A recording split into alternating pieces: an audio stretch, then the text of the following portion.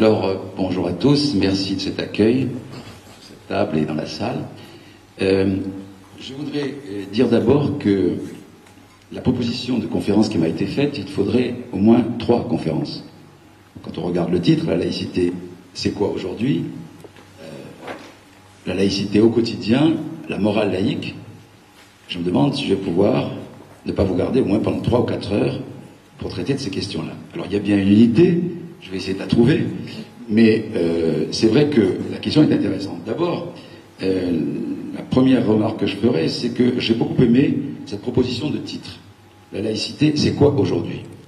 Quand on dit c'est quoi, quand on pose la question c'est quoi, c'est que finalement on n'arrive pas tellement à identifier l'objet que l'on considère. Quand on dit c'est quoi ça, hein, c'est comme s'il y avait un désordre épouvantable dans lequel on n'arriverait pas à identifier de quoi il s'agit. Et c'est vrai que cet intitulé c'est quoi aujourd'hui semble dire qu'on connaissait ce que c'était, on semblait savoir ce que c'était, et puis maintenant on ne sait plus. Alors on ne sait plus parce que, effectivement, tout le monde l'attire dans tous les sens. Alors, quand effectivement, Elisabeth Badinter dit il n'y a que le Front National qui défend la laïcité, vous avez tous entendu parler de cette intervention, effectivement, ça laisse pantois, ou ça laisse perplexe un certain nombre de professionnels patentés de la laïcité. On se demande mais comment ça se fait qu'une femme comme Elisabeth Badinter peut prononcer de telles paroles? C'est vrai qu'on peut s'en étonner. Est-ce à dire qu'elle demande à son propre mouvement, à son propre courant de pensée, de prendre encore plus en charge la défense et la promotion de la laïcité? Est-ce qu'il faut l'entendre comme ça? Je pense que peut-être il faut l'entendre comme ça. C'est-à-dire qu'elle invite ceux qui se prétendent les défenseurs de la laïcité de ne pas faire semblant et de ne pas composer démagogiquement ou de façon électorale avec des aménagements raisonnables, finalement, qui ne défendent pas la laïcité sous couvert de culpabilité ou de laïcité honteuse assimilée à de la xénophobie, de l'islamophobie, voire du colonialisme, voire etc. Donc il y a quand même quelque chose dans cette phrase par laquelle on pourrait commencer, sur laquelle on pourrait commencer à réfléchir. Pourquoi quelqu'un comme Elisabeth Badinter ose dire une chose pareille? C'est bien qu'il y a un désordre. Et donc c'est quoi la laïcité aujourd'hui? C'est vrai qu'il y a de quoi se poser la question. Et par rapport à ce qu'elle était, mais même il y a de quoi se poser la question, peut-être aussi, peut-être plus gravement, par le fait que la laïcité peut devenir une pure forme et qu'on peut oublier son esprit. C'est-à-dire ce qui a conduit à cette loi de 1905. Et d'ailleurs, quand on demande aux gens qu'est-ce que c'est que la laïcité, ils répondent la loi de 1905, ou ils répondent vivre ensemble, ou ils répondent des tas de choses. Dans un désordre, effectivement, assez effarant. Et la laïcité n'existe même pas dans la loi de 1905, quand on lit les articles. Le terme n'existe pas. Et puis, la séparation, pourquoi définir uniquement par la séparation des églises et de l'État, où beaucoup se changent aussi en disant la séparation de l'Église et de l'État, et on rappelle toujours qu'il faut des églises. Bref, donc j'aime beaucoup ce titre parce qu'il s'agit de mettre de l'ordre dans une notion qui est tiraillée dans tous les sens. Je dirais presque qu'il s'agit de comprendre la tourmente dans laquelle se trouve la laïcité, et je titulerais plutôt la laïcité dans la tourmente, tiraillée de partout, revendiquée par les anciens traditionnels défenseurs de la laïcité, revendiquée comme une sorte de rempart aussi, comme une sorte de désespoir, où il faut l'accepter comme ça, où on se dit mais comment faire pour endiguer à la fois le retour du religieux classique dans la France aujourd'hui, mais aussi l'apparition d'une nouvelle religion qui revendique de fonctionner selon son droit et selon ses exigences. Voilà à peu près comment on peut regarder la laïcité aujourd'hui, tiraillée, déchirée, tirée dans tous les sens. Et c'est pourquoi je pense que la refondation républicaine dont on parle, et dont parle Payon dans son projet de réforme, elle doit passer, à mon avis, par une refondation de la culture laïque. Il ne s'agit pas simplement de défendre mal et contre son camp, des fois, une laïcité mal comprise. Parce que si elle est mal comprise, elle est mal défendue. Si elle est mal défendue, elle ne peut pas être promue. Et si elle est mal défendue, elle donne des arguments à ses adversaires. C'est le pire. Et je trouve et je constate qu'il y a peut-être un déficit de culture laïque.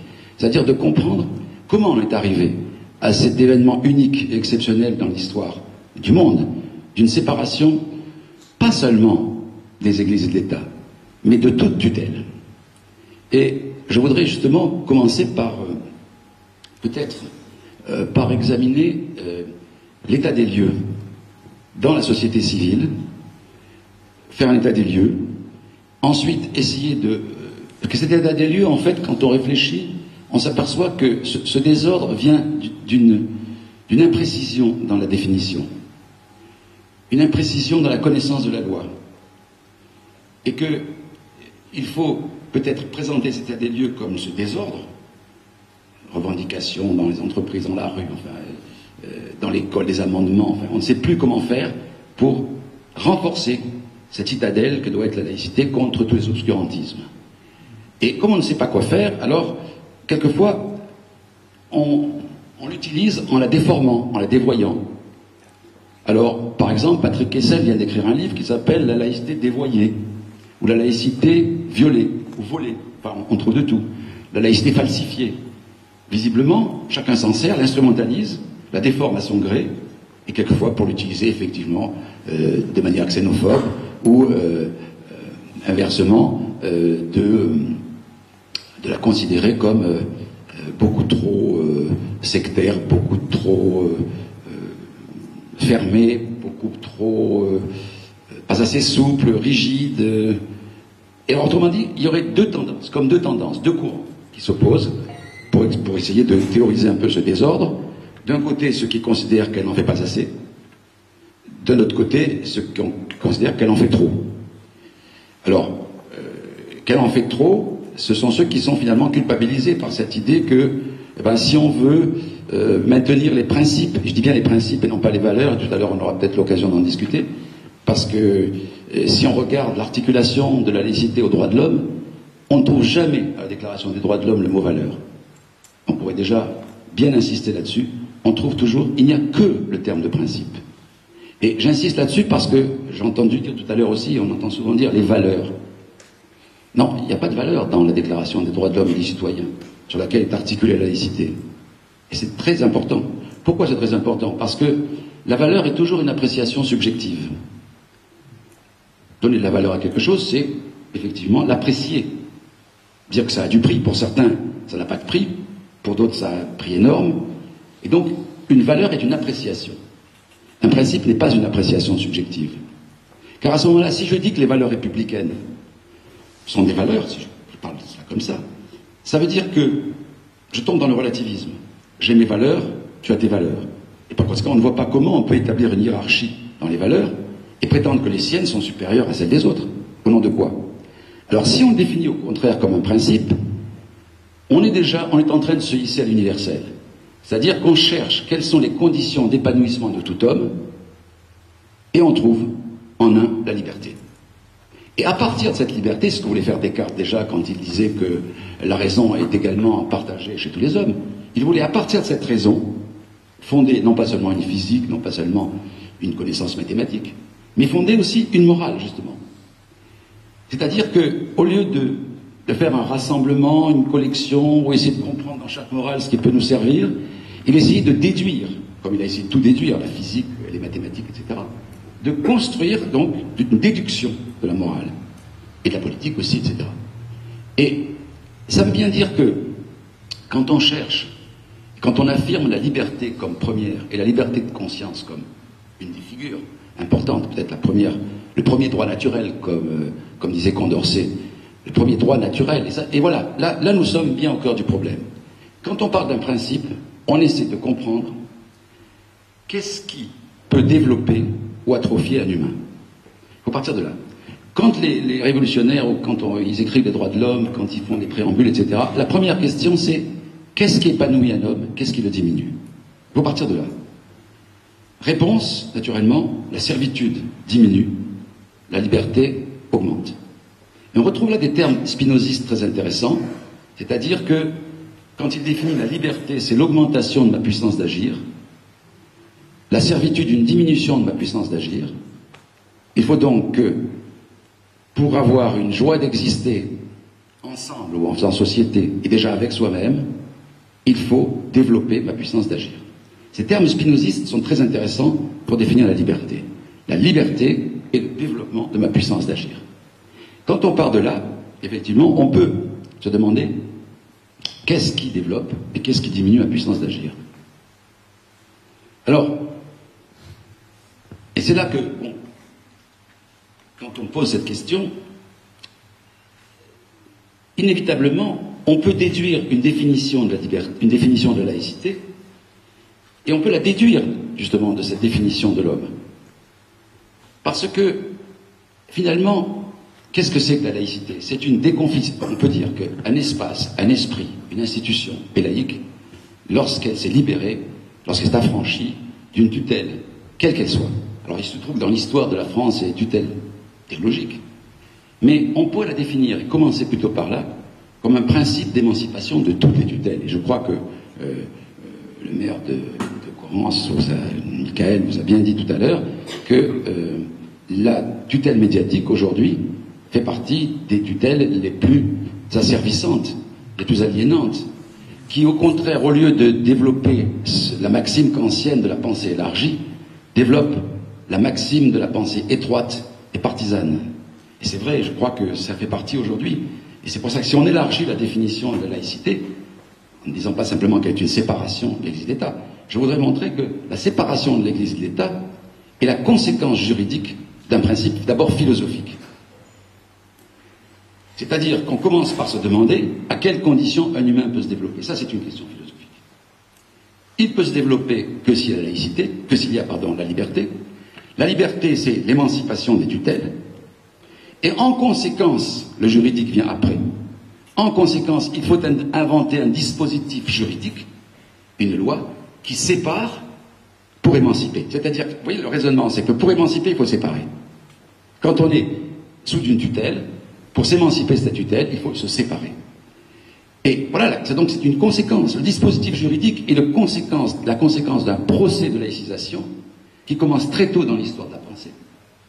Et qui se traduit effectivement par, et on ne le dit pas assez, tout d'abord par la séparation des églises et de l'école, avant 1880-1886, les Goblet, le Ferry, etc. Donc, il y a d'abord ce premier événement juridique des années 80-86, ensuite 1905. Mais avant tout cela, il y a une réflexion sur la manière dont on peut devenir plus libre. Premièrement, dans le champ théorique. Dans le champ théorique, l'histoire, le procès d'agitation, ça commence par être séparer le logos du mythos, la pensée rationnelle du mythe, c'est-à-dire du récit. C'est important de le savoir. Ça. Moi, je pense vraiment, peut-être que ça peut paraître pas important, mais je pense que l'esprit fortifie. Quand on fait mécaniquement des actes, quand on les fait formellement, il manque de force, il manque de vigueur, ils ne sont pas animés par de l'énergie. Moi, je pense toujours que l'esprit donne de l'énergie. Et quand on a compris l'esprit de la laïcité, on la défend, et je répète, on la promouvra beaucoup mieux que si on s'attache à des traditions de défense ou de promotion. Et je pense, et c'est un peu le fil directeur, que quand on est laïque, on doit d'abord, et surtout chez les enfants et à l'école, chez les élèves, développer cet esprit. Alors je reprends ce que je disais. Ça commence d'abord par une émancipation intellectuelle. Le logos s'émancipe du mythos. J'en veux pour preuve un exemple très intéressant. Je le prends très souvent parce qu'il est clair. C'est l'historien Thucydide. Lorsque, pour la première fois, il transforme la notion d'historia, qui veut dire enquête, qui veut dire récit, pardon, et qu'il la transforme en enquête. C'est-à-dire, on va commencer à vérifier les dires, on va commencer à interroger, on va commencer à ne pas croire, à ne pas simplement adhérer à la tradition. On va l'interroger. Au fond, le procès de laïcité, même si le mot n'existe pas à l'époque, commence par un processus d'interrogation de ce qui te donne à travers des croyances, à travers un imaginaire associé à des affects, et non pas à une raison qui examine. Et je crois que ça, c'est un point important. On commence par examiner, on commence par interroger, on commence par douter des croyances et de ce qui nous a été inculqué. Et là, ça commence. Parce que là, je me sépare. Parce que là, il y a une première séparation de la pensée par rapport à l'imaginaire lié aux affects. Et on voit très bien que toute émancipation de la pensée passe par une séparation avant même qu'est la séparation des églises de l'État. Et je ne sais pas si je vais arriver à dire ce que j'ai écrit, mais pour l'instant, je suis bien, donc je continue, puis on verra si ça s'arrête. Certains m'ont dit d'ailleurs, en particulier, tu es beaucoup mieux quand tu parles. Il me l'a dit. Alors, je l'écoute parce que je suis chez lui, et donc j'écoute ses conseils. Mais jusqu'à quand je vais tenir, je ne sais pas. Alors donc, je reprends. Première émancipation, l'émancipation théorique. À travers cet exemple de Thucydide, l'historien, c'est le 4e siècle, 5e siècle avant Jésus-Christ, c'est là qu'effectivement, il y a ce que Socrate va reprendre dans des merveilleuses formules. Une vie qui n'est pas soumise à l'examen n'est pas digne d'être vécue. On retrouve cet examen. Et cet examen qui permet justement toutes les vertus dont on va parler, c'est-à-dire la modération, c'est-à-dire la tempérance, la prudence, le fait de ne pas accepter l'envahissement des embrigadements, etc. Le fait de prendre ses distances avec, et de se séparer. Et de se séparer de ce que, je ne sais plus quel auteur, je vais le retrouver tout à l'heure, dit que ça commence par se séparer de la vie des commencements. La vie des commencements, c'est tout ce que nous sommes au début, tous nos héritages, tout ce qu'on nous a fait croire, tout ce qu'on nous a inculqué, dans une logique d'inculcation. Et la logique d'inculcation n'est pas une logique d'émancipation. C'est exactement, d'ailleurs, si on en parle tout à l'heure, le statut de l'école, elle n'est pas faite pour subjuguer, elle est faite pour subjectiver. C'est-à-dire pour constituer un sujet qui dit je, et non pas pour un nous, d'obéissance docile et grégaire à des slogans et à des consignes. Et on parlera tout à l'heure de l'école, si vous voulez, justement, comme prolongement de cet idéal laïque, et pourquoi c'est important que ce soit une institution particulièrement laïque, avec un statut particulièrement laïque. Mais on le comprend mieux quand il s'agit effectivement de constituer des libertés, quand l'instruction donnait l'instrument, c'est-à-dire les outils, les briques essentielles, pour que l'enfant puisse un jour adulte construire lui-même ce à quoi il va adhérer, non pas ce à quoi il va croire, ce à quoi il va donner son adhésion provisoirement, en attendant d'en savoir plus ou d'avoir compris plus, ce qui est le contraire du catéchisme dogmatique. Là, on va peut-être en parler tout à l'heure, parce que là, c'est le premier volet de l'émancipation théorique, donc dans l'ordre de la connaissance, ou comme on dit savamment, dans l'ordre gnoséologique, cognosco, connaître. Et donc, c'est une idée qui germe en Grèce, effectivement, sous la forme de la philosophia, qui, qu'on traduit par amour de la sagesse, amour du savoir, ou ami d'eux, effectivement, mais qu'on devrait traduire, et ici, puisque nous sommes dans une cité vinicole, on sait très bien combien la sapientia, puis il y a aussi l'école de la sagesse, eh bien, on retrouve le mot sapiteur. Les grands sapiteurs sont ceux qui savent savourer, sont ceux qui savent déguster, mais sont ceux qui savent donc distinguer entre ce qui est juste et ce qui n'est pas juste, ou ce qui est bon et pas bon en matière gustative ou esthétique. Et donc, qu'est-ce qu'on veut dire par là? Lorsque Kant dit, finalement, les Lumières, c'est ça. C'est apprendre à sapere aude, vous connaissez cette expression célèbre. Ose être sage. Mais qu'est-ce que ça veut dire? Ça, ou encore qu'on traduit, ose te servir de ton propre entendement. Sapere aude. Mais ça veut dire quoi si on réfléchit au terme? Sapere donne savoir, sapere donne sagesse. Mais sapere donne sapiteur. Et c'est pas rien de dire ça. Ça fait penser à Diderot qui faisait goûter des vins. Et vous savez, quand au fond d'un tonneau, il y avait je crois qu'une ceinture avec à la fois donc du cuir et à la fois du métal, et que lui, il a senti, donc distinguer, c'est ça la sapience, savoir distinguer, donner les moyens de distinguer.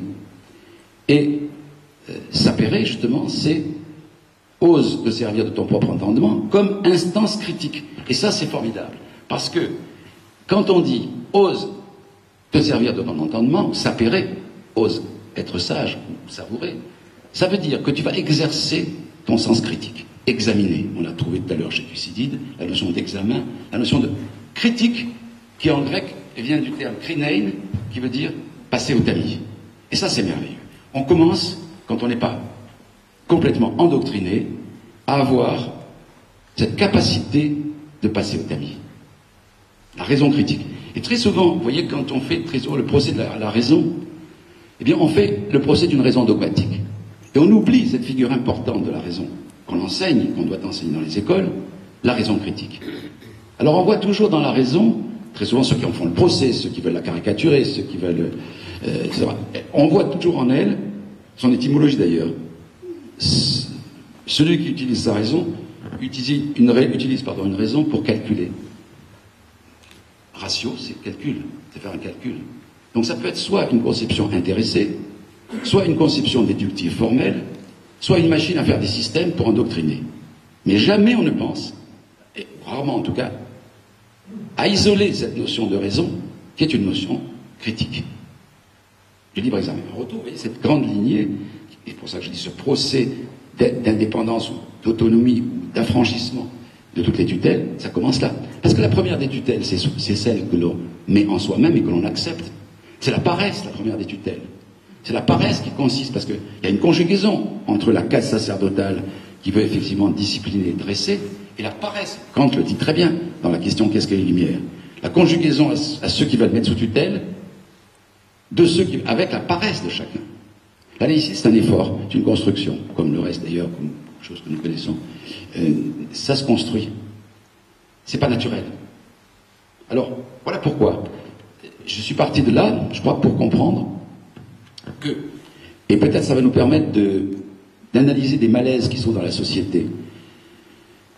C'est qu'un esprit qui a été habitué par l'école et par les institutions juridico-politiques à séparer en lui croyance et savoir, à séparer les mœurs de son appartenance d'une morale qui est justement une critique de la petite morale ou des petites morales ou des mœurs, qui a donc installé en lui cette habitude, eh bien, il est, comme le dit Peter Sloterdijk, il a fait sécession avec soi-même. La séparation, la déliaison vis-à-vis des appartenances premières est la condition d'un esprit laïque. Et effectivement, savoir distinguer, discriminer, krinein, entre ce qui m'est donné comme venant d'une croyance, d'une vérité installée depuis les débuts de l'histoire, incontestable, autrement dit, ce qui n'est pas soumis à l'histoire ni à l'interrogation critique, et qui est posé comme tel pour les consciences. Donc, la sécession de soi-même, j'aime beaucoup cette expression, c'est l'esprit même de la laïcité. La séparation de soi. C'est pas dans le juridique, on a trop l'habitude de parler de ça. Pas seulement dans le politique. C'est à l'intérieur de soi-même. Et c'est parce que c'est toujours la même chose, c'est parce que le procès de laïcisation a été inscrit, et voilà pourquoi l'école c'est si important, très tôt dans l'histoire d'un sujet, qu'il peut accepter de se distancier des appartenances. 1, pour rentrer dans la citoyenneté, le niveau au-dessus. 2, pour rentrer dans l'humanité. Autrement dit, la hiérarchisation des différents niveaux de vie, la vie de mes appartenances ethniques, religieuses, mes options spirituelles, etc., doit être nécessairement laissée un peu de côté pour rentrer déjà dans la citoyenneté. Et encore plus pour entrer dans l'humanité. On dit à 3 niveaux.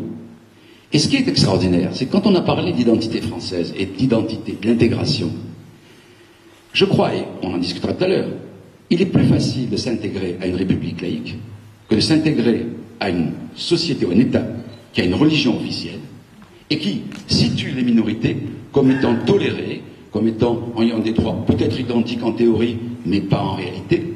Et donc il y a, quand on a, et c'est pour ça que je l'ai parlé tout à l'heure, mais je n'y arriverai pas, de cette notion, j'en parle tout de suite, justement de cette laïcité honteuse dans laquelle nous sommes.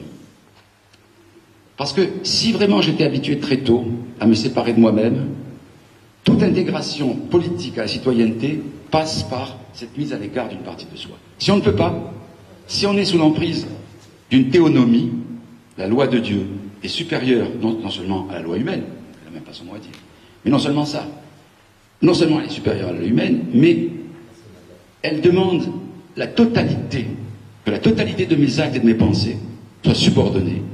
Et voilà pourquoi là nous sommes en face d'un danger totalisant, parce que le dogmatisme c'est ça, c'est la totalité de mes actes et de mes pensées sont sous la domination d'un système ou d'une doctrine, et de façon totalitaire, c'est-à-dire avec un autoritarisme qui ne supporte, qui ne tolère aucune contestation.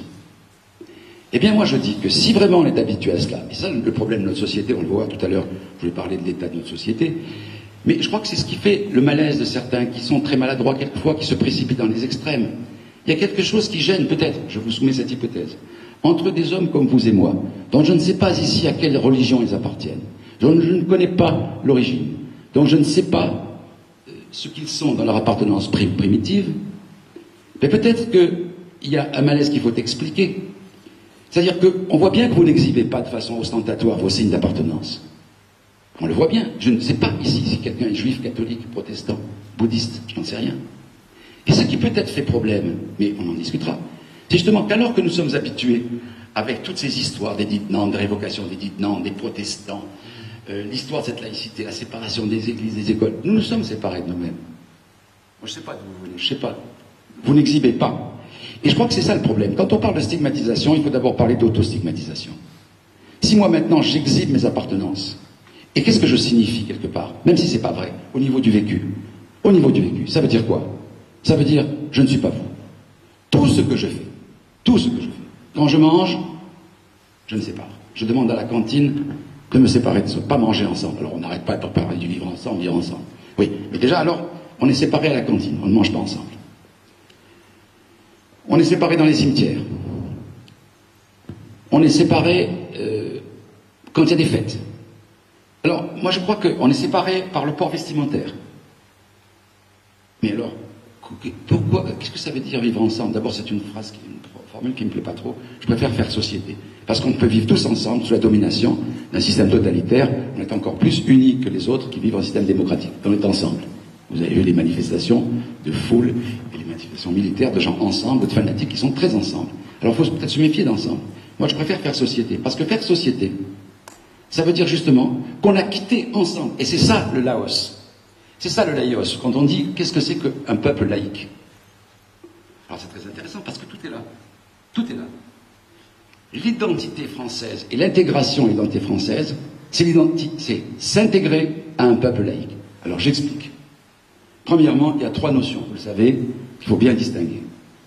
L'ethnos, qui veut dire peuple. Le démos, qui veut dire aussi peuple. Et puis le laos, qui veut dire aussi peuple. Mais alors, s'il y a trois notions qui sont ainsi utilisées, il y a bien une raison. Et là aussi, il faut des précisions. Ethnos, effectivement, c'est une notion qui sert à désigner une ère culturelle déterminée, avec ses mœurs, avec ses pratiques, etc. Local, géographique et historique, dans l'espace et dans le temps. Bon. Elle a ses morales, ses mœurs, ses habitudes, ses techniques, etc. C'est une ethnie.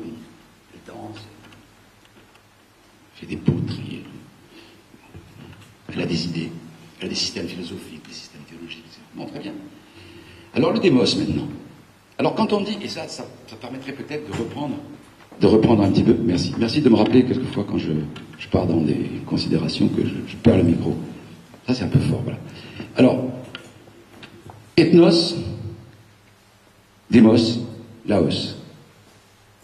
Le démos, c'est bien gentil quand on dit la laïcité, la démocratie, certains se plaisent à dire c'est la même chose. Pas du tout. Moi je ne soutiendrai pas cette thèse et je vais vous expliquer pourquoi. Le démos, c'est quoi? C'est un peuple aussi, bien sûr, mais qui est un rassemblement, justement, d'ethnies différentes, d'appartenances différentes, d'options spirituelles. Dans la démocratie, pouvoir au peuple, il y a une sorte de forme, enfin, c'est hétéroclite, c'est des tas de gens, ils ont des tas d'options spirituelles, ils ont des tas de choix politiques, ils ont des courants de pensée, ils traînent avec une tradition, mais, autrement dit, c'est, comme dirait Platon, dans la critique du peuple, le peuple, c'est de la bigarrure. Il disait c'était bigarré, c'était poikilos en grec, c'est-à-dire c'était composite, c'était composé de tas de choses qui n'arrivent pas à s'entendre. Et il disait justement, quand il fait malheureusement le procès, enfin malheureusement, un certain procès de la démocratie, il dit justement c'est tellement cacophonique et contradictoire en permanence, bon, que lui, vous savez, Platon est un partisan d'un État, bon, on ne va pas épiloguer, mais disons qu'il a quelque chose ici, il a saisi quelque chose d'important. On gardera cet élément. C'est une réalité très hétérogène, versatile, dit-il. C'est pour ça qu'il n'aime pas beaucoup, bigarré, qui change tout le temps. Et alors, qu'est-ce qu'il faut garder de cela? Ben justement, c'est que si, et Rousseau l'explique très bien, si la volonté générale qui doit s'exprimer dans la loi, c'est la somme des volontés particulières, alors ce n'est pas une volonté générale. Parce que la volonté générale, et là on arrive au Laos justement, c'est la volonté du général, du génitif objectif.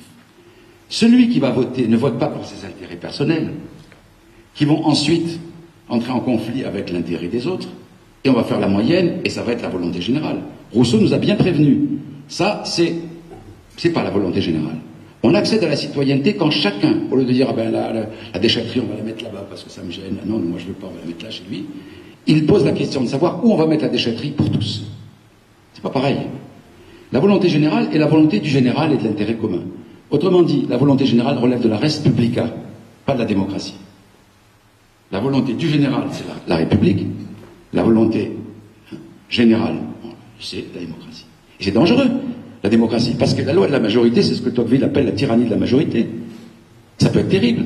Si maintenant, le peuple vote que ne pourront rester en France que les blancs, blonds, aux yeux clairs, mesurant 1m80 minimum. Pourquoi alors qu'est-ce qu'on peut dire contre ça? On se rangera aux décisions de la majorité. Autrement dit, la démocratie, c'est pas la laïcité, pas du tout. Il y en a qui disent que ça va peut-être avec, mais ça n'est pas la même chose. La laïcité va avec la République. D'ailleurs, Alain a écrit une très belle phrase à ce sujet quand il dit « La République, c'est l'instance critique dans la démocratie ». Pourquoi? Justement, ça renvoie à ce qu'on a dit tout à l'heure. Parce que dans la République, il y a des principes. C'est-à-dire des principes intangibles et qu'on ne doit pas transgresser, même si on prétend relever de la démocratie. Il y a une limite à la démocratie, c'est la République et ses principes. Et il y a des principes intangibles qu'on ne doit pas franchir, des limites. Et ça, c'est peut-être justement l'idée fondamentale, c'est que un peuple laïque, donc maintenant on arrive au Laos, puisque ethnos, démos, Laos. Ce qui va établir une parenté entre ce qui est étranger dans une communauté hétéroclite, c'est justement le fait de se hisser vers l'humanité. C'est de se hisser vers l'universel. Et c'est en se hissant vers l'universel que je peux rencontrer l'autre qui devient mon parent. La parenté laïque, justement, c'est ça. C'est, nous sommes divisés quand nous naissons, quand nous sortons d'une culture, et nous allons nous installer dans une position qui recherche l'intérêt public. On va devenir des républicains. La chose publique va être notre visée, notre finalité. Pas seulement l'expression de mes désirs particuliers, pas seulement l'expression ethnique ou des options dont j'ai parlé. Il me semblait qu'il fallait peut-être passer par là pour comprendre que un peuple laïque est un peuple construit. Ce n'est pas un peuple naturel. Et par conséquent, comme tout ce qui est construit, il demande l'effort, il demande du courage. Et cette construction, c'est ça, c'est ce travail sur soi-même, pour se séparer de soi-même. Et c'est très, très curieux, parce que justement, c'est en se séparant de moi-même que je me trouve uni aux autres, curieusement. Et c'est en restant coincé avec moi-même, dans une sorte de plénitude sans faille, que je suis justement séparé des autres. Donc, en me séparant de moi-même, je m'unis aux autres. Et j'accède, comme je répète, à la citoyenneté déjà, qui est un premier degré, mais la citoyenneté républicaine s'articule à la citoyenneté planétaire humaine. Voilà, à mon avis, mais ça, tout le monde peut en discuter. Comment s'articule, justement, la laïcité et les droits de l'homme. Certains voulaient d'ailleurs, mais ça c'est une date, entre le 9 décembre 1905 et le 10 décembre 1948, il y a 15 jours, les dates, et certains voulaient qu'on célèbre en même temps la déclaration des droits de l'homme et de la laïcité. Bon. Voilà pour l'instant. Alors, donc voilà pour une présentation un petit peu de...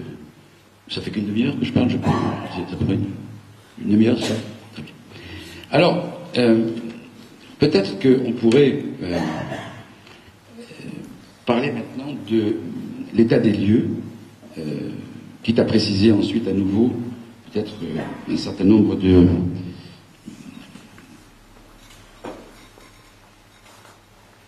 ou réfléchir sur un certain nombre de propositions qui ne sont pas bonnes pour la laïcité. Vous voyez, je trouve que dans la présentation de la laïcité, on commence par tous les sens. Quand Emmanuel Valls est interviewé et qui dit la laïcité c'est vivre ensemble, non, c'est pas bon.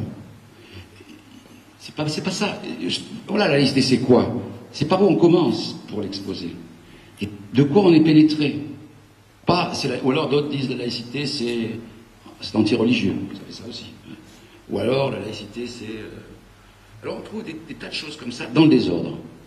Et je trouve que c'est ce que je voulais montrer ici, c'est qu'il faudrait commencer par mettre de l'ordre dans le juridico-politique, je répète peut-être, mais qui est premier, qui n'est pas premier justement, mais qui est lié d'abord à une révolution morale et qui est lié à une révolution intellectuelle. Et ça, je crois que c'est important de le souligner. Alors, pourquoi la laïcité est-elle dans la tourmente aujourd'hui? Je voulais quand même, si vous permettez, qu'on analyse ce qui se passe. Alors, dans l'état des lieux, j'avais dit que finalement elle était déchirée entre ceux qui demandent son extension, finalement, et on le voit bien, ceux qui demandent déjà un renforcement dans les espaces publics civiques. Oui, parce qu'il faut quand même, pour voir clair dans tout ça et prendre position claire, il faut faire des distinctions. C'est un piège, cette histoire d'espace public. Et on va rencontrer les vrais problèmes. Quand on parle d'espace public, il faut les diviser en deux, au moins. L'espace public civique, c'est-à-dire où il y a des citoyens, comme l'école, bien sûr, qui est l'espace civique le plus important, puisque je l'ai dit tout à l'heure, il est l'espace et le temps dans lequel on construit des libertés. Il y a les hôpitaux, il y a le tribunal, et là on trouve bien cette idée de séparation et d'émancipation. Regardez, parce qu'à l'école, il y a des élèves, il n'y a pas des enfants. C'est important. Au tribunal, il y a des justiciables. Et à l'hôpital, il n'y a que des patients. Répétez ça, c'est important. Pourquoi? Parce que c'est fini. Quand on entre dans un espace public civique, où il n'y a que des citoyens, on laisse à la porte tout ce à quoi on croit. Alors on ne dit pas soignez-moi, soignez ma femme autrement. On ne dit pas je veux tel médecin en urgence alors que votre femme est en train de crever. On ne dit pas, vous voyez, ça change tout. On ne revendique pas des droits privés. On ne revendique pas des différences qui vont devenir des différends. La formule est connue. À force de demander des différences, ça finit par des différends. Eh bien, voilà. Je pense que c'est là que ça commence. C'est-à-dire que si on veut comprendre ces demandes d'extension de la laïcité, dans les entreprises, dans la crèche Babylou, on peut, l'exemple classique des fruits de la chronique, c'est parce que, eh bien, on ne se défait de rien. On arrive, comme j'ai dit tout à l'heure, entièrement ce que l'on est, sous la loi de Dieu, c'est valable pour ceux qui se recommandent d'un autre Dieu que celui d'Allah, hein, et on veut que cette théonomie prenne le pas sur la démonomie, ou la loi de l'homme, ou des hommes rassemblés, même si, ou de la laonomie, on pourrait inventer un concept, du peuple laïque qui, effectivement, construit les lois. Alors, voilà. Alors, premièrement, dans cette tourmente, je crois que l'état des lieux est le suivant. Bon, d'abord, la laïcité est déchirée parce que, encore une fois, sous des prétextes démagogiques, et vous le savez, électoralistes, les élus ferment les yeux sur les demandes d'aménagement et d'accommodement raisonnable. Il faut être honnête et courageux, c'est vrai. Je vais prendre un exemple. À Lyon, récemment, la laïcité est bafouée. Voilà, le principe à Lyon, c'est ça. Vous savez que, mais c'est partout comme ça, un petit peu, et les élus qui sont ici le savent. Les manquements à la loi de 1905, alors là, on peut en parler. Les observatoires régionaux, vous savez, ou nationaux de la laïcité, ont observé l'attribution à Lyon, récemment, au Conseil régional du culte musulman, le CRCM, d'une somme importante. Une somme importante, je ne veux pas la déformer, mais elle est importante, destinée à l'aménagement d'espaces culturels. En fait, il faut dire culturalo-cultuels. Et dans toute la France, on voit de plus en plus ce subterfuge. Je le sais à Nice aussi, parce que l'extension à Nice d'espaces de mosquées, d'espaces de prière, on joue tout le temps sur la cloison mobile, là qui va servir à des musées, des informations, etc., et qui sont en réalité sont un financement déguisé des lieux de culte.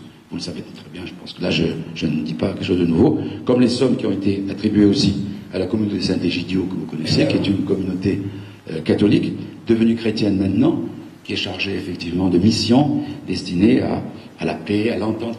Elle a participé par exemple à essayer de réconcilier même le peuple algérien lors de la grande guerre civile qu'ils ont eue. Donc Saint-Égidio a été aussi financé par la commune de Lyon, le CRCM, etc.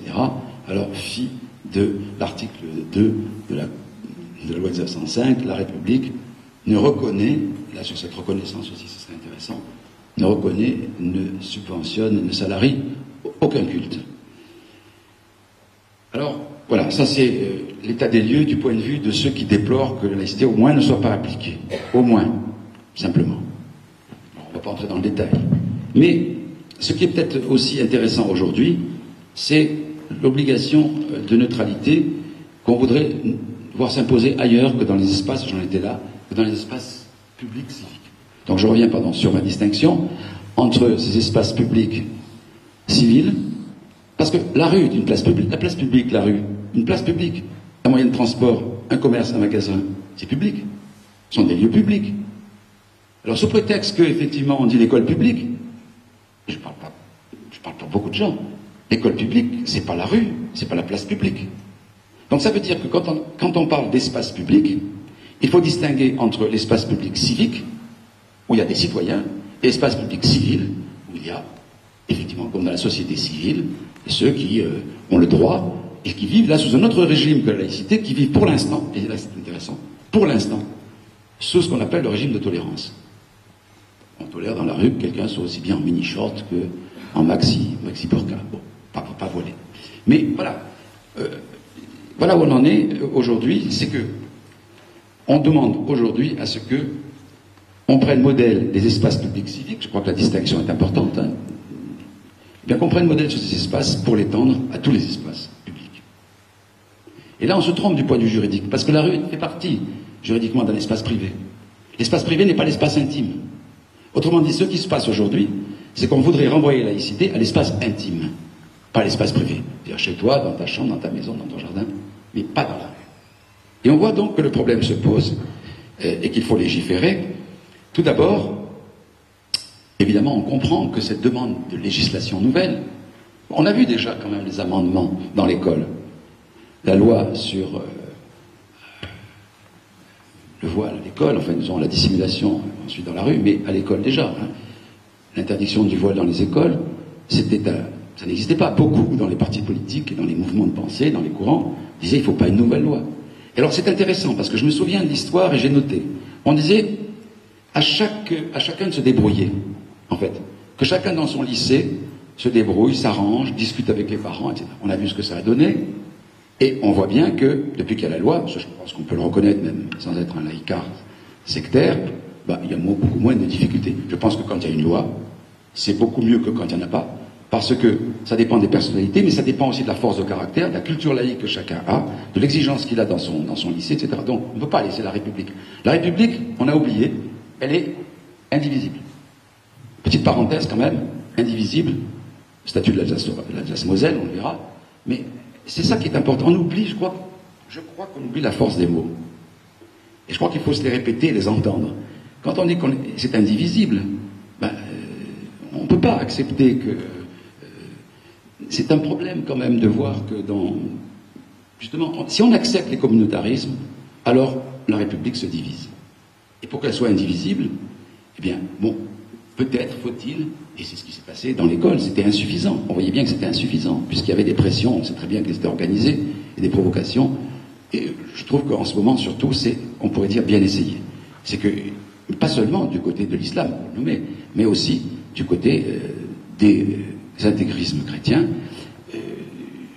ou des intégrismes juifs qui demandent des particularismes et des différences de droit. Donc tout le monde est taillé là-dessus, sauf que la religion majoritaire, c'est pas le judaïsme en France, ni plus le christianisme d'ailleurs, mais que c'est l'islam. Et que c'est un islam politique, et que c'est un islam idéologique. Alors justement, je voudrais vous lire des choses là-dessus. Le problème des crèches. Alors donc maintenant l'extension aux entreprises, donc, ce dont on est en train de parler, l'extension aux entreprises des manières de se conduire dans un espace laïque. L'affaire de la Cour de cassation qui est revenue sur la décision de concernant le licenciement de cette jeune musulmane qui est revenue voilée, a déchaîné des controverses et des conflits. Mais là encore, vous voyez, alors, Catherine Kinsler, d'ailleurs, qui a fait des articles là-dessus, fait justement remarquer qu'il y a un paradoxe. Parce que, et c'est vrai que sous certaines conditions, on a le droit de créer une entreprise à caractère confessionnel, mais on n'a pas le droit de créer une entreprise qui entend faire valoir le principe de neutralité religieuse en son sein. C'est curieux, effectivement. C'est curieux parce que la laïcité est constitutionnelle. Ce n'est pas qu'une loi. Quand on lit le premier article de la Constitution, la République est est une république, la France est une république indivisible, qui a été, ouais. Mais surtout, on n'observe pas assez, qu'il y a un ordre dans la caractérisation de cette république. C'est pas démocratique, c'est laïque d'abord. La France est une république laïque en un, démocratique en deux, sociale en trois. Mais c'est pas un désordre, c'est pas un hasard si elle est en un, justement. Et regardez qu'elle est en un avant la démocratie. On aurait pu mettre démocratique avant. Non, la laïcité contrôle la démocratie. Il faut pas, et moi je pense, et on en parlera tout à l'heure, je crois qu'on ne peut pas les assimiler, les identifier, d'après la démonstration que j'essaie de faire. Donc, paradoxe, puisque on a le droit de confier à un enfant pour cette histoire de crèche, dans une crèche confessionnelle privée, mais on n'a pas le droit symétrique de trouver une crèche privée mettant la pratique religieuse à l'écart. C'est étrange, dans la liberté d'entreprendre. Sauf si, effectivement, mais elle ne peut pas mettre la laïcité dans son contrat, puisque la laïcité ne peut être mise que dans les espaces publics classiques, civiques. Alors là, pourquoi un député, que vous connaissez peut-être, M. Philippe Houillon, le 28 mars 2013, a fait une proposition de loi relative à l'application de principes de laïcité et de neutralité, j'aime bien parce qu'il distingue les deux, dans les entreprises régies par le Code du travail. Donc là, on entre vraiment dans un désir de transformer la loi de 1905, pas seulement de l'amender, mais de l'étendre. C'est le problème de l'extension qui est intéressant aujourd'hui dans notre société. Il propose d'étendre la laïcité non seulement aux salariés du privé, mais aussi aux clients et aux usagers de ces entreprises. Donc, c'est ce que je disais tout à l'heure, cela revient à limiter l'expression religieuse exclusivement à la sphère intime. Alors, est-ce qu'elle peut aboutir? Est-ce qu'elle est contraire à la Constitution? Alors, je vous lis l'exposé des motifs, parce qu'ils sont intéressants, si vous permettez, l'exposé des motifs de proposition de cette loi. Et c'est vrai que là, on est en plein dans une réflexion concernant le remaniement du Code du travail. Donc ça va très loin, cette demande d'extension. La Cour européenne des droits de l'homme n'est pas du tout favorable. Elle demande, elle insiste, elle, et c'est peut-être là aussi un piège dans lequel il ne faut pas tomber, assimiler la liberté de conscience et n'y voir que la liberté religieuse. Certains y ont intérêt. La liberté de conscience, ce n'est pas la liberté religieuse. La liberté religieuse est une figure parmi les autres de la liberté de conscience. Assurer la liberté, et c'est d'ailleurs pourquoi toujours quand on lit attentivement les textes, l'article 1 de la loi de 1905, ça commence par la République assure la liberté de conscience. Assure la liberté de conscience. Et ensuite garantit l'exercice des cultes. Justement parce que, et là on voit bien que c'est pas la même chose, c'est parce qu'elle assure la liberté de conscience qu'elle peut garantir l'exercice des cultes, mais qu'elle ne la reconnaît pas, article 2, comme devant participer à l'élaboration de la loi commune. Ce texte, vous savez, quand j'enseignais à l'UFM, je demandais qui connaît cette loi. Donc je me suis occupé de la formation des professeurs d'école, la formation des CPE, dans le secondaire, la formation aussi des documents de la liste, peu importe. Donc de tout le personnel de l'éducation nationale. Mais à chaque fois, je me demandais, est-ce que vous pouvez me dire qu'est-ce qu'il y a dans la loi de 1905? Parce qu'on avait réussi à introduire un module laïcité à l'UFM de Nice, avec peine. Beaucoup de peine. Et les professeurs disaient, mais nous, on est professeurs de biologie et de mathématiques, qu'est-ce que vous voulez nous parler de la laïcité? C'est pas notre domaine. Mais déjà les non-demandes d'esclaves. Hein, bon. Il a fallu lutter, mais franchement, c'était difficile. Mais justement, voilà où est le problème, c'est que, on disait tout à l'heure qu'on ne peut pas laisser chacun, et la loi doit être importante. Alors là, ce Code du travail, revenons au Code du travail, ça permet, vous savez, dans le cadre de son pouvoir de direction, d'apporter des restrictions aux libertés individuelles et collectives au sein d'une entreprise, si elles sont justifiées par la nature de la tâche à accomplir et proportionnées au but recherché. Alors l'article précise, nul ne peut apporter aux droits des personnes, et aux libertés individuelles et collectives, de restrictions qui ne seraient pas justifiées par la nature de la tâche à accomplir et proportionnées au but recherché. Donc il n'y a pas de principe général de neutralité, et il voudrait justement, dans cette loi, que, et je lis le texte, il est admis que deux types de considérations peuvent justifier une restriction à la liberté de religion et de conviction. Cette liberté de religion et de conviction dont je disais que la Cour européenne des droits de l'homme est très vigilante, fait attention à ce qu'on ne porte pas atteinte au droit de l'expression religieuse dans les entreprises, et qui désavoue en permanence la France d'ailleurs, dans ses tentatives. Alors, deux considérations peuvent justifier une restriction à la liberté de religion. Les impératifs de sécurité, vous le savez, au travail, de santé, et les exigences liées à la nature de la tâche à accomplir par le salarié. Et il faut démontrer, en tout cas, que la restriction repose sur des éléments objectifs, complètement étrangers à toute discrimination. Voilà. Et là, la proposition, après l'exposé des motifs, après l'arrêt rendu par la Cour de cassation en mars 2013, eh bien, demande que le principe de laïcité soit applicable aux salariés des employeurs de droit privé qui ne gèrent pas un service public. Alors, bon, je ne rentrerai pas dans le détail juridique, mais ce qui est intéressant dans l'esprit, c'est que la proposition de loi est la suivante, finalement, après l'exposé des motifs, sont réputés par un alinéa, donc le Code du travail est complété, sont réputés ainsi justifier les restrictions aux droits et libertés susvisées, de nature à garantir en toutes circonstances aux usagers, à la clientèle et aux salariés, le respect des principes de laïcité et de neutralité. C'est une proposition de loi qui est soutenue par de nombreux...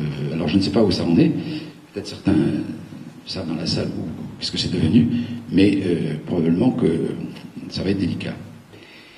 Alors,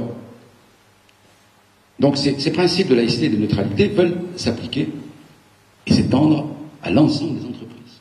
On peut en discuter tout à l'heure. Mais c'est vrai que j'ai pris un exemple qui a été signalé dans un article de presse où, justement, un employeur a eu gain de cause parce que son employé qui était à l'accueil, femme, ne voulait pas retirer de voile, même s'il n'était pas intégral, et ne voulait pas tendre la main et saluer la main, donner la main quand on lui tendait. Bon, on ne touche pas la main, vous savez, moi aussi j'ai rencontré un ancien artisan qui avait travaillé chez moi, j'étais tout content de le voir dans la rue, je lui serre la main, je m'avance pour serrer la main, il me présente sa femme, et il me dit « Ah non, tu touches pas ». Bon, d'accord, moi je ne suis pas là, encore je suis dans la rue, je ne suis pas dans un accueil d'entreprise, etc. Alors, je dis « Bon, c'est dommage, toujours ». Mais enfin voilà l'idée, c'est-à-dire que qu'est-ce qu'on fait quand on emploie quelqu'un qui, d'abord, exhibe son appartenance dans un lieu public, et qui ne veut pas serrer des mains ou n'accepte pas de travailler. Oui, n'accepte pas de travailler avec des hommes non plus. Qu'est-ce qu'on fait? Qu'est-ce qu'on fait? Alors c'est là que, bon, je ne multiplierai pas les exemples, il y en a des tonnes, vous les connaissez, mais voilà, il faudrait savoir si un espace public civil doit être soumis à des principes de neutralité. Parce que, alors, certains sont d'accord pour légiférer, au moins sur les crèches. Comme je l'ai dit tout à l'heure, une entreprise privée, la crèche privée est une entreprise privée, eh bien, dans la mesure où elle s'occupe d'enfants, eh bien, on devrait y appliquer les mêmes principes que dans l'école publique. Alors, soit il faudrait que toutes les crèches soient publiques, soit il faudrait autoriser les crèches privées à mettre dans leur statut le principe de neutralité et de laïcité. Bon. Ça paraît, du point de vue de l'esprit, moi je crois que c'est ça. Tout à l'heure, si j'ai parlé de l'esprit, c'est parce que comment se déterminer par rapport à ces grandes questions si on n'a pas l'esprit? Si on n'a que des recettes empiriques, comme dirait Socrate, et des réactions ou des impulsions d'appartenance? On ne peut pas. Donc, si on veut se déterminer par rapport à ça, alors on va recourir au principe de ce que c'est qu'une école, ou de ceux qui sont responsables d'enfants. Des enfants dont on doit constituer la liberté. Des enfants qui ont besoin d'être institués en tant qu'élèves. Ce n'est pas encore la crèche privée, mais du moins on s'occupe de liberté en voie de constitution. Eh bien on doit les respecter. On doit les respecter et de pas, de façon prosélyte ou simplement provocatrice, manifester son appartenance. Je pense que comme dans l'école, il doit y avoir cette neutralité. Et neutralité, on oublie le sens. Je pense que tout le monde le connaît, mais je le rappelle parce que ça me fait plaisir. Neuter, en latin, c'est ni l'un ni l'autre. Neuter, N-E-U-T-E-R, ni l'un ni l'autre. La laïcité va plus loin que la neutralité, c'est pour ça qu'il faut les distinguer. Et j'en parlerai tout à l'heure dans l'école, si vous m'accordez encore un petit moment. Mais je sais qu'il y a un banquet après. Mais encore une fois, vous m'arrêtez si vous pensez que... Non. Vous voulez que je m'arrête? Non. Ah, voilà. Voilà. Alors, donc... Populisme. Oui, complètement. Populisme, ça y est. Non, mais c'est vrai. Alors, je ne sais plus ce que je disais d'ailleurs. Des crèches. Ah, les crèches. Oui, voilà, donc vous me direz tout à l'heure ce que vous pensez, si vraiment on doit donc sur neutralité, rappeler le sens de notaire, et qui n'est pas la laïcité, puisqu'effectivement il y a une demande de neutralité et de laïcité. Hein, c'est pas pareil. Ça veut dire quoi? Je ne sais pas si je développe maintenant, parce que j'en ai encore pour un bon bout de temps. Donc si je développe maintenant, cette histoire de neutralité est importante. Alors pourquoi? Allez, je vais le dire tout de suite, comme ça je n'aurai pas à le dire après.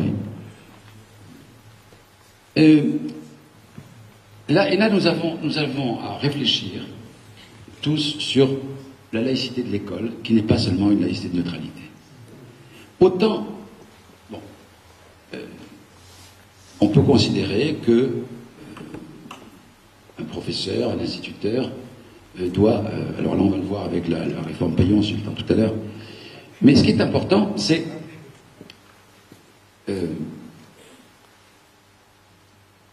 que dans l'école, la laïcité n'est pas neutre, est une laïcité de combat.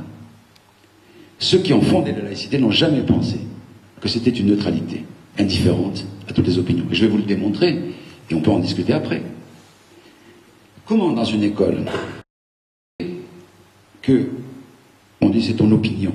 L'école n'est pas le lieu de l'affrontement des opinions. Alors on va dire, mais alors c'est terrible, vous êtes un dogmatique. Mais il y a deux dangers dont il faut vraiment se prévenir. Deux dangers majeurs qui nous attendent de notre société. Deux. Le dogmatisme qui entraîne les fanatismes. Bon, on ne va pas épiloguer. Une vérité indiscutable qui renvoie à une autorité qui dépasse les humains et par conséquent à laquelle on doit se soumettre. Sans discuter. Et en condamnant tout ce qui peut la discréditer. Voire en tuant tous ceux qui peuvent la discréditer, comme infidèles et mécréants. Bon. C'est le danger dont on connaît les conséquences aujourd'hui, qui se développent de plus en plus, pour des raisons peut-être, alors peut-être des arguments de type socio-économique, etc. On connaît toute cette histoire, sur un terreau socio-économique vient pousser les idéologies politiques de fanatisme. Très bien. Mais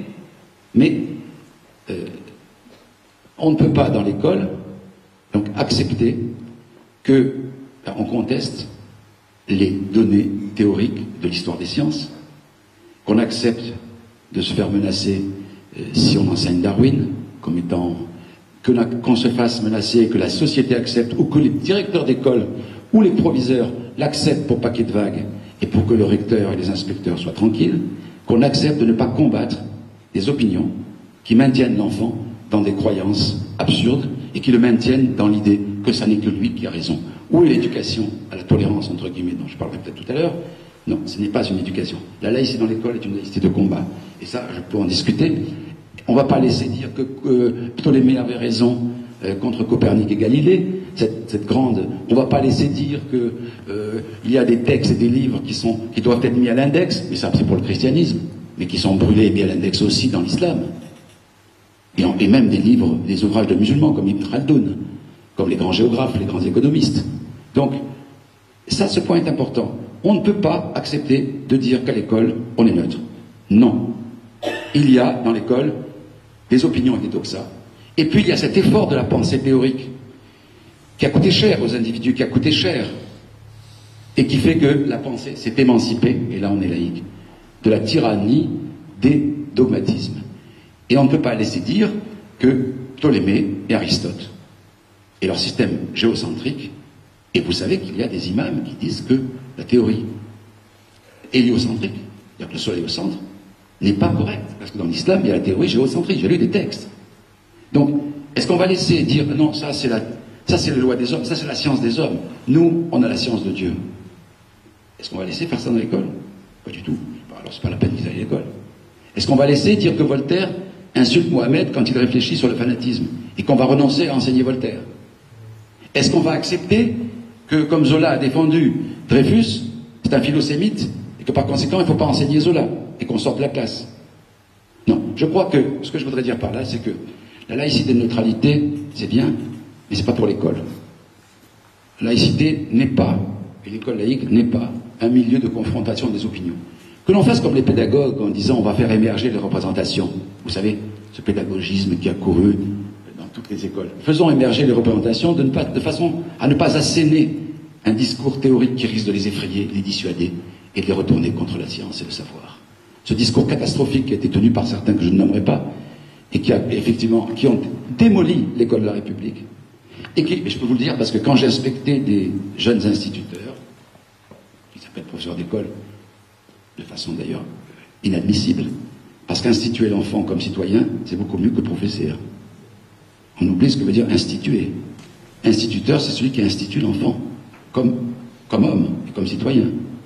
Alors professeur, on peut professer, mais c'est pas le même esprit, on n'a pas la même âme hein, quand on institue et quand on professe. C'est bien pour le secondaire, pour l'école, non. Il fallait garder instituteur. Parce que le terme est plus fort, comme toujours. Mais alors, comme tous les termes se valent, alors on peut prendre l'un pour l'autre. Et je crois que c'est la même chose. Ce n'est pas pareil. Alors donc, je m'étais où? Alors, donc, j'étais à cette laïcité de combat. Oui, alors je pensais donc au texte littéraire, je pensais à l'histoire.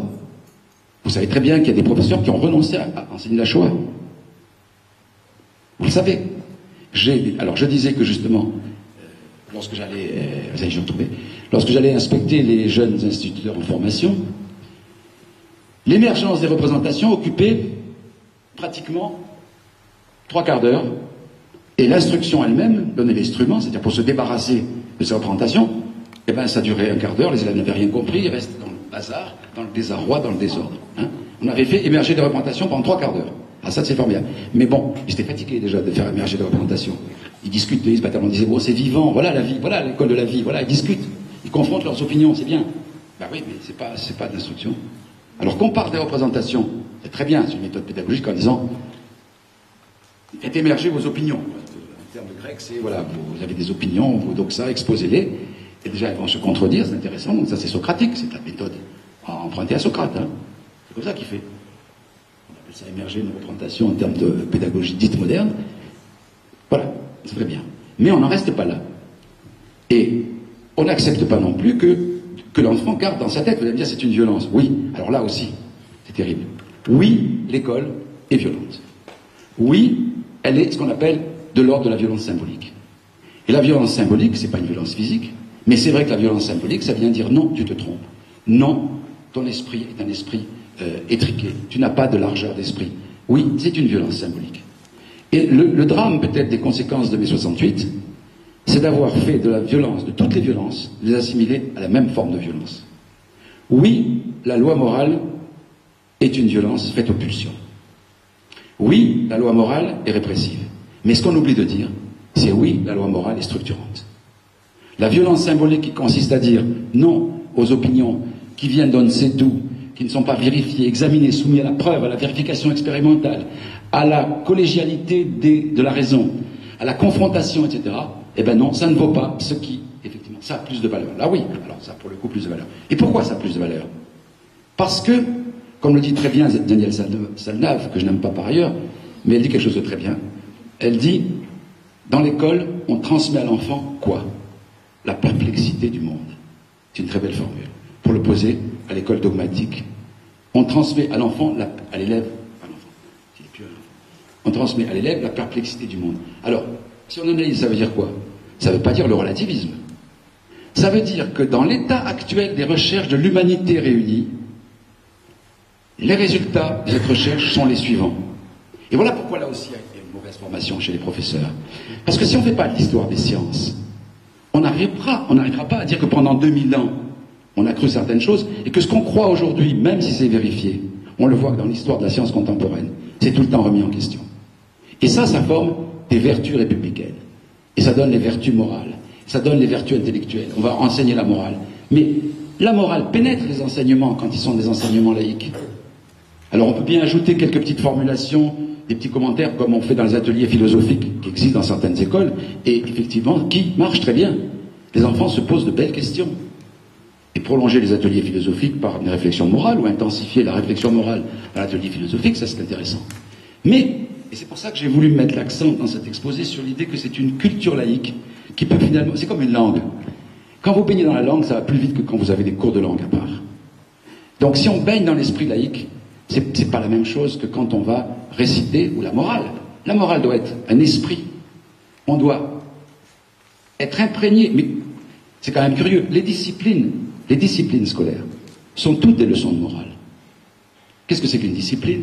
Si ce n'est de substituer, ou tout de suite, tout le temps, de la pulsion, un attends, après, et pas tout le temps, de la loi. Dont on peut dire, et on se rappelle aussi que la loi, c'est merveilleux la loi. C'est quoi la loi? C'est ce qui lie les hommes aux autres, étymologiquement. Une loi, c'est ce qui me lie aux autres, et à moi-même. Donc c'est ce qui structure la relation à soi et la relation aux autres, une loi, c'est ça. Donc, la loi, nécessairement, elle fait violence. Mais si on confond tout, bien sûr qu'elle fait violence à ma réalité pulsionnelle qui veut tout de suite, tout le temps. Et la loi lui dit pas tout. Pas tout de suite, pas tout le temps. On est là dans un conflit entre le principe de plaisir, régi par le tout de suite, tout le temps, et le principe de réalité ou le principe de la norme morale qui dit diffère, attends, compose, tiens compte de l'autre, ne te nuis pas toi-même. La morale, c'est ça. Et alors, les disciplines scolaires, elles concourent toutes à la fois aux vertus intellectuelles et aux vertus morales. Je continue? Oui. Alors, et les vertus morales, alors, vertus intellectuelles, la probité intellectuelle, ne pas répéter quelque chose qu'on nous a transmis, ce que Spinoza appelle les connaissances du premier genre. C'est-à-dire celles que j'ai entendues et que je répands pour... voilà, je réponds parce que ça fait bien, je sais des choses. Bon, mais là aussi, non. Cet apprentissage de la distance critique, comme j'ai dit tout à l'heure, il est essentiel. Alors, je voulais dire, dans l'école, la morale, j'étais en train de dire, j'en parle rapidement, dans la foulée, quitte à revenir tout à l'heure, mais je voulais dire simplement que l'enseignement moral, je l'ai dit déjà, passe par déjà les disciplines elles-mêmes quand elles sont bien faites.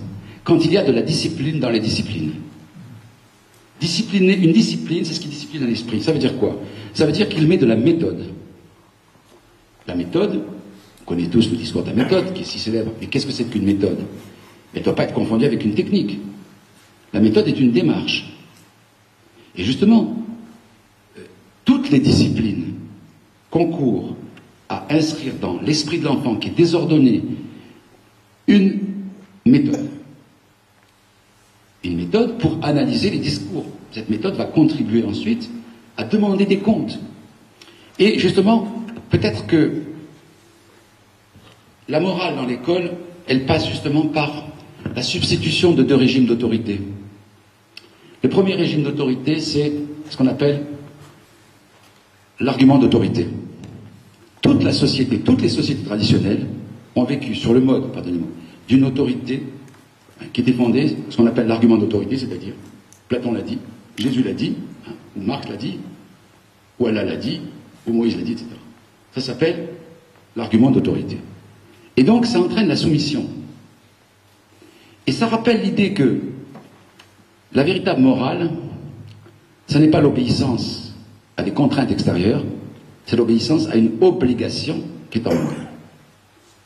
Alors, finalement,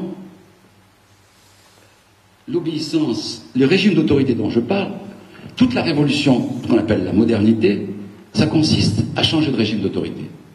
Et c'est important pour l'intégration et pour les problèmes. Parce qu'il y a des sociétés qui sont encore dans un régime d'autorité, où justement il s'agit de l'argument d'autorité.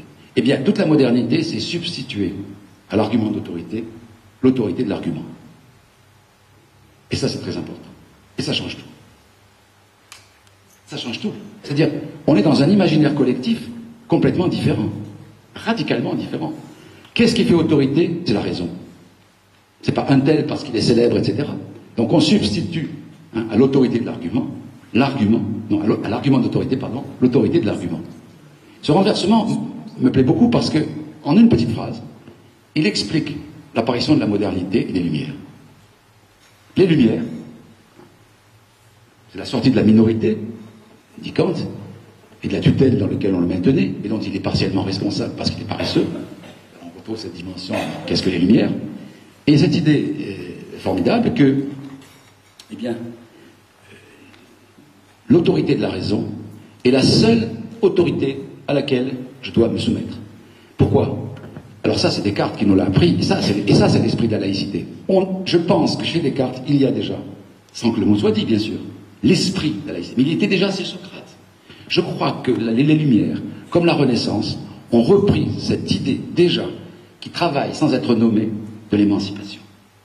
Elle existe dans toute l'histoire, dans cette espèce de lignée qui nous mène jusqu'aux Lumières, et que Emmanuel Kant, dans les années 1795, donc juste après la Révolution, admirateur, vous savez, de la Révolution française, rappelons cette petite anecdote, vous savez que vous la connaissez sûrement, et que Emmanuel Kant, qui est peut-être un des plus grands philosophes de tous les temps, en tout cas du XVIIIe, parce qu'il a la chance de venir à la fin du XVIIIe, et qu'il récapitule, dans une réflexion qu'il a sur les philosophes français, tous les Rousseau, les Condorcet, etc., tout ce qui s'est passé dans le XVIIIe siècle, les Bayle, les Montesquieu, etc.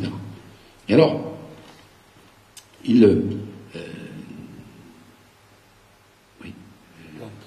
oui, Kant. Alors, la petite anecdote, justement, dès qu'il y a des anecdotes, c'est intéressant, mais bon, ça peut perdre un peu le fil. Alors, l'anecdote de Kant, vous savez, c'est que quand la Révolution française lui a été annoncée, on sait que Kant avait l'habitude de faire une petite promenade tous les matins, vous savez qu'il était très tôt, il avait cette promenade régulière, et on dit que les villageois réglaient leur montre sur la promenade matinale d'Emmanuel Kant. La seule fois où il a dérogé, c'est quand on lui a dit que la France avait fait sa révolution. La seule fois de sa vie. C'est intéressant, parce que pour bousculer l'emploi du temps d'un Kant, il faut vraiment un événement de portée considérable. Et alors, pourquoi je parle de cela? Parce que cette question de l'autorité, elle est au cœur de la Révolution française, elle est au cœur de notre imaginaire collectif. On n'obéit pas à qui ne donne pas d'arguments. Et cette phrase merveilleuse, qui je ne sais plus qui, elle est de moi maintenant, enfin bon, cette idée que obéir à la raison, se soumettre au tribunal de la raison, comme ils disent au XVIIIe siècle, c'est une très belle formule, c'est n'obéir à personne, mais obéir à une instance qui est en moi, qui s'appelle la raison, et qui fait que j'obéis à moi-même. L'exemple que prennent les pédagogues, et Socrate déjà, quand le petit élève refait le théorème de Pythagore avec son maître, il n'obéit à personne. C'est ça qui est merveilleux dans l'autorité de la modernité rationnelle de la Révolution française. C'est arriver à faire en sorte que dans une école, on n'obéisse à personne. Car toute obéissance à quelqu'un est humiliant, qu'on le veuille ou non. Obéir à une institution, à une loi, à la raison, et si la loi est l'expression de la raison, eh bien, je n'obéis à personne. Et ça, je crois que c'est intéressant à développer cette idée-là. Obéir à la raison, c'est obéir à soi-même en même temps. C'est extraordinaire. C'est ne pas obéir à un tiers qui toujours fait passer des pulsions d'emprise, des composantes sadiques, des tutelles symboliques ou imaginaires. Donc voilà ce que c'est que l'école et ce qu'elle véhicule, ce régime d'autorité, la raison. Et je suis passé justement parce que cet esprit laïque et cette demande des entreprises à faire en sorte qu'il y ait neutralité et laïcité, j'en étais arrivé à dire qu'il y avait une laïcité de combat et non pas de neutralité dans l'école, et que cette morale, finalement, elle était déjà inscrite dans les pratiques scolaires lorsqu'elles étaient bien faites, et lorsqu'on enseignait des disciplines, et lorsqu'on enseignait des vertus. Peut-être pourrais-je m'arrêter là en disant que quand on parle de... J'aborde le dernier volet qui, après l'état des lieux que je vais abréger, je pourrais dire que dans l'état des lieux, il semblerait que cette demande de neutralité se généralise même au stade. Au stade. C'est intéressant tout de même de voir que nous sommes détenteurs d'un modèle qui doit diffuser dans l'Europe entière et sur la planète entière, et ne pas avoir honte de cette laïcité en disant qu'elle est sectaire. Prenons l'école. Bon, je fais une parenthèse sur les stades. Après, j'arrive à la morale, parce que c'est l'état des lieux que je voulais exposer. Les comités olympiques internationaux, la FIFA, etc., acceptent le principe de ne pas avoir de signes manifestes dans les stades, dans les compétitions sportives. Mais ne l'appliquent pas. Mais le principe est là. C'est quand même intéressant de voir que dans les enceintes sportives, on demande la neutralité. La neutralité des vêtements sportifs. Et donc, le problème se pose avec les joueuses étrangères, qui prennent une compétition organisée, par exemple, par la FIFA. Eh bien, elles pourraient porter le voile. Alors, bon. Donc, on voit bien ici comment, dans le sport professionnel et amateur, on désirerait aussi que soit étendu le principe de neutralité, voire de laïcité. Il se trouve que ce sont des symptômes intéressants, ce sont des indices intéressants du malaise qui règne dans notre société, parce qu'on hésite, parce qu'on est coupable, parce qu'effectivement, on s'est laissé prendre au piège de certains comme Tariq Ramadan, par exemple, qui expliquent que la laïcité, c'est en fait de la xénophobie, c'est du racisme, c'est anti-religieux, c'est islamophobe. Et beaucoup de gens bien intentionnés, mais on sait que l'enfer est pavé de bonnes intentions, se disent mais c'est vrai ça, notre laïcité sectaire, elle est méchante, elle est cruelle, elle ne laisse pas vivre les différences. Avec ça, vous n'allez pas loin. Si vous avez honte de la laïcité, si nous sentons coupables, même voire d'être des colonialistes, des néocolonialistes, d'appliquer la laïcité strictement, eh bien là, je crois que la laïcité est perdue. Et elle est perdue parce qu'on n'a pas compris. Quand on voit que tout le monde, je prends pour finir, l'État d'Ontario, qui a essayé une double justice, vous le savez, la justice canadienne et la justice de la charia. C'est-à-dire qu'un justiciable pouvait avoir recours à l'une ou à l'autre. Au bout de 2 ans, ils ont tout arrêté. Tout arrêté. C'était une catastrophe. Vous voyez, alors la République indivisible avec 2 lois, 2 lois de tribunaux à gauche, à droite, des hôpitaux à gauche, à droite, des cantines à droite, à gauche. Bon, donc on a bien cette question de l'extension, pratiquement. On voit bien, et pour finir à la rue, parce que c'est ce que je voulais développer, les crèches, les entreprises, les stades, la rue, on voit bien que même dans la rue, on s'aperçoit que, encore une fois, c'est au nom de la laïcité qu'on a voulu instituer cette loi de non-dissimulation du visage dans l'espace public, et nous savons très bien que certains ont utilisé la laïcité pour essayer de faire passer cette loi, mais qu'en réalité, c'est une loi sécuritaire. Parce que la laïcité, dans l'état actuel de sa loi, ne permet absolument pas de faire une loi sur l'interdiction du voile dans la rue. Parce que la rue est un espace public, civil, relevant du droit privé. Donc on voit bien que la tonalité générale, c'est faites quelque chose, laïcité, faites quelque chose, et on lui demande ce qu'elle ne peut pas donner. C'est un peu, la laïcité c'est quoi? C'est ça aujourd'hui. Ou alors, sauf, effectivement, à étendre son champ d'application à la rue, au stade, aux crèches, aux entreprises, etc. Voilà l'état des lieux tel que je voulais décrire. Alors, je voulais aussi, naturellement, il n'y a pas que les cimetières, la rue, etc. Et les cimetières. Je voulais quand même vous lire un petit passage, et vous me direz si j'arrête, parce que ça fait déjà 1h15, mais sur les cimetières, je voulais vous dire la demande formulée, enfin l'adresse qui nous est formulée, par un Marocain qui a eu un poète-écrivain marocain de langue française qui a eu le Grand Prix de la francophonie décerné par l'Académie française en 2011. Il s'appelle Abdelatif Lahabi. Il a écrit un bouquin qui vient de sortir juste en mars 2013, Un autre Maroc. Intéressant. Un autre Maroc qui vient de paraître en mars 2013. Et il dit ceci.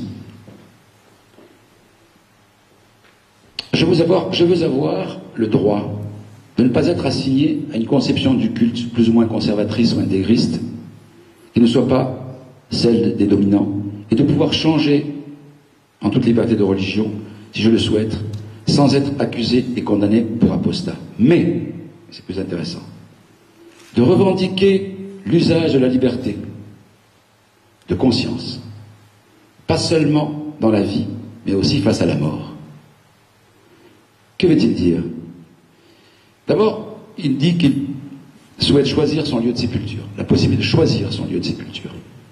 La façon dont il sera accompagné à sa dernière demeure, dit-il, avec ou sans cérémonie religieuse, sans être séparé après la vie de son conjoint, si celui-ci n'est pas de même confession. Il demande, comme sa femme est chrétienne, effectivement, de pouvoir entretenir avec elle, or vous savez que c'est pas possible. Sauf à affirmer que le droit est sans prise sur la foi, que la loi divine est au-dessus du droit commun. Pour la personne non croyante, une cérémonie religieuse, effectivement, n'est pas possible, c'est contraire à ses convictions, et on devrait respecter sa volonté en acceptant un enterrement civil. Ça n'est pas le cas au Maroc, ça n'est pas possible. Donc, quand il dit effectivement qu'il voudrait être enterré, parce que ma femme, dit-il, je vous passe un petit peu rapidement, mon épouse, on ne peut pas être enterré en couple, surtout quand son épouse est chrétienne. Alors, il dit, je demande ici au nom de la tolérance, c'est pas la tolérance, mais enfin au nom de la fraternité de la dignité humaine, je vous lis ce qu'il a écrit dans un de ses derniers livres, qui dit lui-même, si je décidais de reposer en terre du cher pays, c'est le sien, faut qu'il choisisse, mais je crois qu'il n'est pas une personne non grata, mes dernières volontés pourraient-elles être respectées? Aurais-je le droit, comme je le souhaite vraiment, à une cérémonie laïque au Maroc, marocain, sans l'intrusion des rites religieux, juste quelques poèmes en guise de prière, peut-être l'un de ces chants d'amour et de résistance que l'on a souvent entendu fredonner, et que dire d'un vœu encore plus cher, reposera quand viendra l'heure auprès de la compagne de ma vie, chrétienne de naissance, émancipée de toute croyance, marocaine de cœur. Chrétienne de naissance, émancipée de toute croyance, marocaine de cœur. Au nom de quoi voudrait-on nous séparer? Et on voit bien ici que si on sépare les églises des États, on n'est plus séparés dans la vie réelle. Et que quand on ne s'est pas séparé, on est séparé. C'est ce que je disais tout à l'heure. Des demandes aussi simples, honorées scrupuleusement dans bien des pays du monde, seraient-elles un jour prises en considération en terre d'islam? Je n'ai pas de réponse, mais ai-je jamais insulté l'avenir? C'est une demande émouvante, je trouve, personnellement, et qui montre comment, lorsqu'il n'y a pas eu cette séparation, eh bien, finalement, des hommes sont malheureux parce qu'ils sont divisés et séparés même dans la mort. Donc, vous voyez, unis dans la vie, unis dans la mort, on s'aperçoit bien que la laïcité, aussi bien dans sa neutralité que dans son combat contre les préjugés, est précieuse. Elle est un privilège dont nous devons être fiers et que nous devons combattre. Je vous parlerai de la morale plus longuement un autre jour, peut-être. Voilà.